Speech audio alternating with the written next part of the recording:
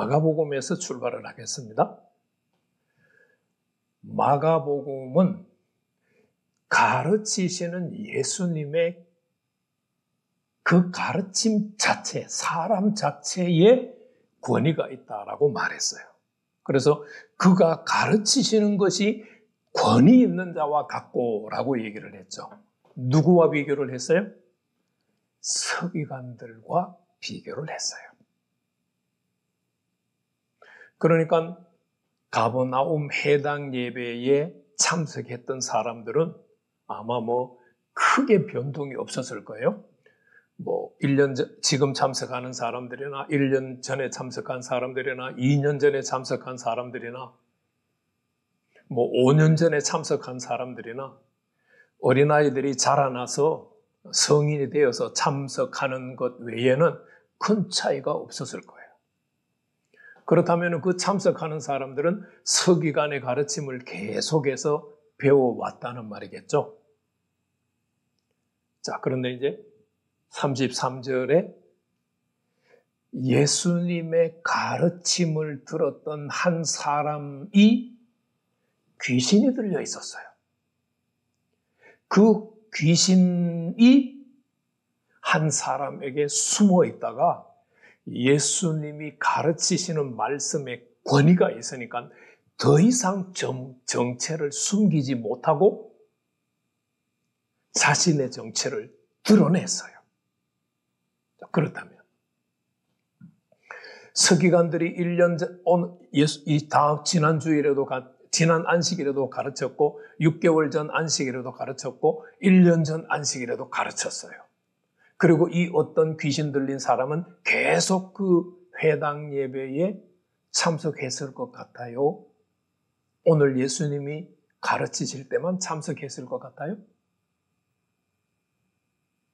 그 사람은 상식적으로 생각해도 회당 예배에 계속 참석을 했다고 말할 수밖에 없죠.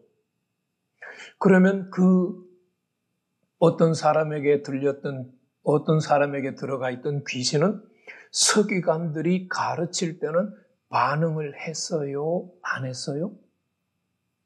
아무런 반응을 안 했어요. 여러분들이 회당 예배에 참석했는지 안 했는지 아마 잘 모르시겠죠? 만약에 그럼 제가 질문을 해볼게요. 어떤 사람이 귀신 들린 것이 분별이 되어졌을 때 그 사람은 회당 예배에 참석할 수 있을까요? 없을까요? 귀신을 가리켜서 누가복음과 마가복음은 더럽다고 했어요? 정결하다고 했어요? 예, 더럽다고 했죠. 33절도 더러운, 마가복음 23절도 더러운. 율법에는요, 더럽다는 말과 부정하다는 말은 거의 동격이에요. 부정한 사람이 하나님 앞에 예배를 드리러 나간다? 불가능해요. 이 어떤 사람은 귀신이 들렸다고 하는 정체가 분별되지 않았기 때문에 회당 예배에 참석을 한 거예요. 분별되었다면 귀신이 들려서 그 사람은 더러운 사람이기 때문에 회당 예배에 참석할 수가 없어요. 그러니까 종전에 서기관들이 가르칠 때도 그냥 어떤 사람 안에 귀신은 잘 숨어 있을 수 있었어요. 그런데 예수님의 가르침에 엄청난 권위가 나타나니까 도저히 숨어 있을 수가 없는 거예요. 그래서 어떤 반응을 보였어요? 큰 소리로 고함을 치면서 이야기를 하기 시작했어요. 나사렛 예수야! 마가복음도 나사렛 예수야! 우리가 당신과 무슨 상관이 있습니까? 마가복음도 우리가 당신과 무슨 상관이 있습니까? 나는 당신이 누구신지 압니다. 하나님의 거룩한 자십니다. 마가복음도 나는 당신이 누군지로 압니다. 하나님의 거룩한 자이십니다.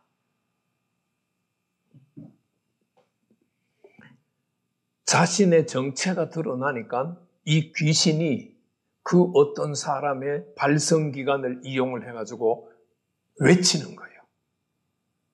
나사렛 예수요. 우리가 당신과 무슨 상관이 있습니까? 우리를 멸하러 왔습니까? 나는 당신이 누구신 줄 압니다. 하나님의 거룩한 자십니다. 자, 이 귀신의 말이 긍정적이냐 부정적이냐 그것을 우리가 생각하는 것은 너무 추상적일 것 같아요. 귀신이 영적인 존재이기 때문에 예수님의 영적인 존재가 그리스도라는 모습이잖아요. 너무나 예수님에 대해서 정확하게 알고 있다는 정도는 우리가 생각할 수 있어요. 그런데 이 귀신은 지금 예수님하고 싸울 의사가 있어요, 없어요? 싸울 의사가 없어요. 예수님이 이 땅에 오신 귀신과 관련해서 이 땅에 오신 목적이 뭘까요? 네, 여러분들이 요한 1서 3장 8절 하반절 말씀을 보세요. 하나님의 사람이 온 것은 마귀의 일을 멸하러 오셨다예요. 마귀를 멸하러 오셨다가 아니고 마귀의 일을 멸하러 오셨다. 마귀는 언제 멸해요? 네, 종말의 때에 마귀는 멸망을 당해요. 예수님이 오셔서 예수님이 재림하시기 전까지는 무슨 일이 멸해져야 돼요? 마귀의 일을 멸하시기 위해서 오셨어요. 마귀의 일이 뭐예요? 혈기, 분노, 교만, 음행, 유흥, 쾌락, 시기, 질투, 거짓말, 증오, 미움, 다툼, 술 취함, 방탕함. 이게 전부 마귀의 일이에요. 지금 이 어떤 사람은 귀신이 들려서 자신의 의지를 따라서 행동을 할 수 있었을까요? 아니면 마귀의 지배를 받아서 자신의 의지대로 행동하지 못했을 가능성이 많을까요? 네, 이 사람은 자신의 의지를 가지고 행동 못했을 가능성이 많아요. 부모를 공경하고 싶은데 마귀는 뭐라고 얘기해요? 나를 공경해. 부모 공경할 필요 없어. 어떤 남편에게 남편이 아내를 사랑하려고 하면 사랑 안 해도 돼.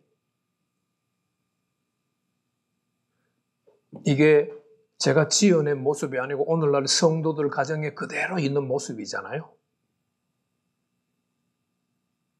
성도가 성경을 떠나서 생각하는 부모와 자녀의 관계, 남편과 아내의 관계, 형제들의 관계, 교회 성도들의 관계, 모두 성경을 떠나 있는 것은 내 사고와 의지 때문이 아니라 내 안에 있는 악한 영의 사고와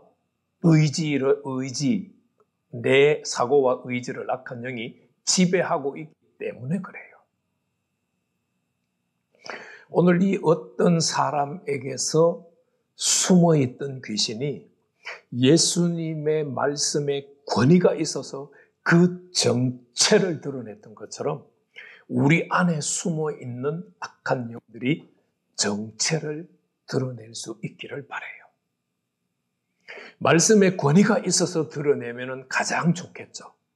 그런데 어떤 경우에 내 안에 있는 악한 영들이 존재를 드러내느냐? 우리가 열심히 회개할 때 진심으로 내가 지은 죄를 인정하고 내 행동을 인정하고 하나님 앞에 잘못된 것을 고백할 때 내 안에 있는 악한 영들은 존재를 드러내요. 그리고 나갈 준비를 해요. 축사할 수 있는 분들이 옆에 있다면 축사를 받으면 더 잘 나가요.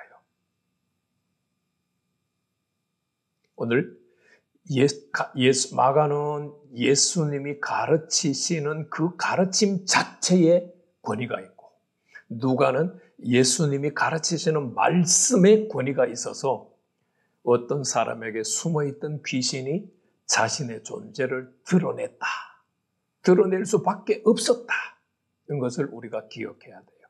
내 안에도 많은 악한 영들의 존재가 있어요.